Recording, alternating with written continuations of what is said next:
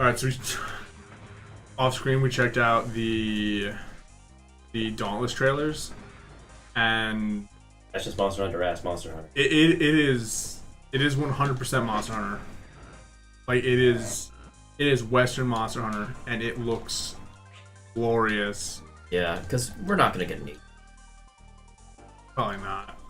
And we are signed up for the beta. Well, you're signed up for the beta. I'm not yet. I'm gonna give it a shot. I mean, I'm sure you're gonna be part of it anyway. Oh yeah. So, assuming we get into, We need a party. You know what? Yeah, no, let's just cheat our way across. Yeah, there was bound to be a wall here somewhere. I'm so happy there's this wall. I'm guessing the game designers just put them going like, one of you's gonna try that. One of our playtesters found that exploit and we said, you know what, whatever. Let's just... someone's gonna be so bad at this that we're just going to have to, you know, do the thing. So you're about to try it up. How do you feel? So down A, by the way, lets you pass through surfaces. Huh. Yeah, a lot of this boss is learning to just jump between surfaces quickly. Either by jumping down or by hanging off of things. Oh, wow. Yeah, this boss is extremely difficult on normal. I can see that. Oh, see, so what makes this particular boss extremely annoying is, like, he spawns these little dudes. Their job is to just push you into the abyss. I game over multiple times on this part. There's no shame in it. Games that you will also game over multiple times in. Oddly enough, it's possible. Like, the game isn't super hard, but it's hard enough that if you were expecting a cakewalk, you'll be in for a rude awakening. Pokemon Sun and Moon. That game has some difficulty to it, and I like it a lot. I don't think Tom here has played it, have you? I'm something like... Yeah, I am in the back third of the game. All I know is that for my first Pokemon game since Diamond, I am definitely enjoying it. Like it is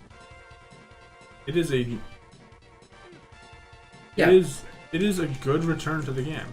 Well, what I enjoy about Sun and Moon the most is that it tries to couch its world in a context that isn't just about battling. Like, there's a lot of Pokemon battles for sure. There's a lot of, stuff related to that.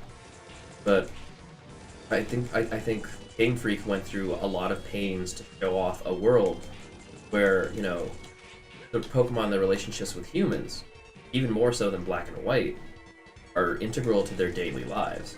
Like, for example, already announced, spoiler, there are no HMs in Pokemon Sun and Moon. You have this thing called a ride pager, which lets you lets you basically borrow a public transit Pokemon to do that made me traversal. Super happy. Yeah, there's actually a really neat sequence in the game where if you go to, you've already been to the third island, right, Ulala? Yeah. Okay. So when you go to the library, there's this girl there. She's like, "Hey, I'm visiting from Johto. Is it true that nobody here that there's no like? Is it true that you have something called a ride pager that lets you just call public transit Pokemon?" You go like, yeah, it's kind of cool actually. And she's like, "Oh, okay, I see. Because back where I come from, we have these things called HMs, but I guess here you just call them TMs, huh?" And then she just gives you the TM for fly and goes, "Yeah, back home we have to use this." What? Yeah, back home we have to. Fly is a TM? Yeah, all the things that were previously HMs are now TMs in Sun and Moon, because they still have to exist for the purposes of allowing you to port Pokemon. True. I actually hope that they'll stick with that for whatever Gen 8 is. That's just... It's fun. That just sounds so much better. It works in the story, and it also removes the to have just a Meeple Pokemon take up a slot. Yeah, and you can tell they designed the game around the idea of like, hey, listen, you know, now that your player doesn't have to have like a Raticate in the party dedicated to just holding all the HMs. Or Biffid. Yeah. Biffid was the best one. Edith. That's a Biffid. Fair enough. But yeah, you know, it frees them up to make more challenging encounters because they don't have to like assume that you have a Pokemon that you just have along as a transport bug. Yeah, just you've got. It also 5 essentially.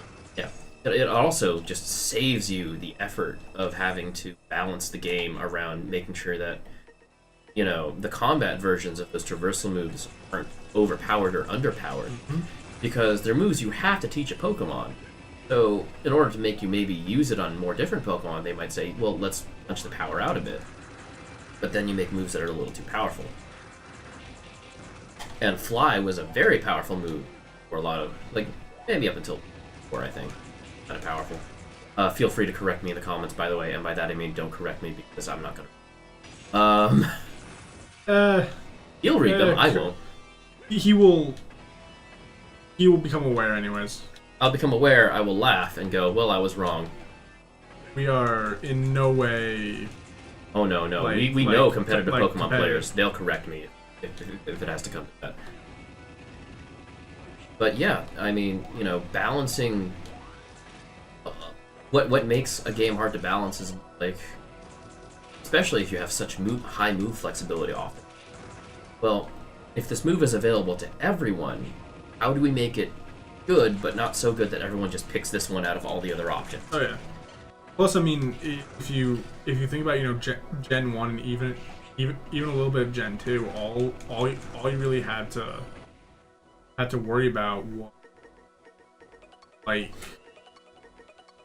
oh, people are just gonna play regular story mode. We don't have to worry about anything else. And then when the game went online in Gen 4. Yeah, and even in Gen 3, I think people started actually having like their competitive mindset. Oh, so here's the boss gauntlet. I don't remember which bosses are in which teleporter. Oh, so I'll just pick and choose and try not to die. All right. But yeah, so you've got maybe Gen 3, Gen 4. Oh look, it's Tall Geese again. Starts off. Big Duck. Starts off the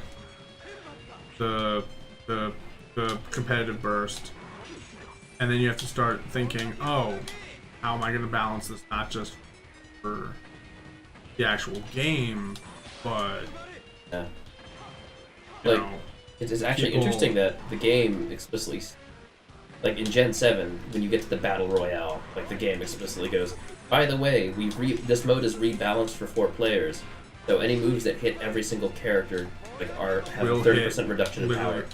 Oh yeah? Yeah. Like they just explicitly state, yeah, you're not dealing nearly as much damage. Can't just Earthquake.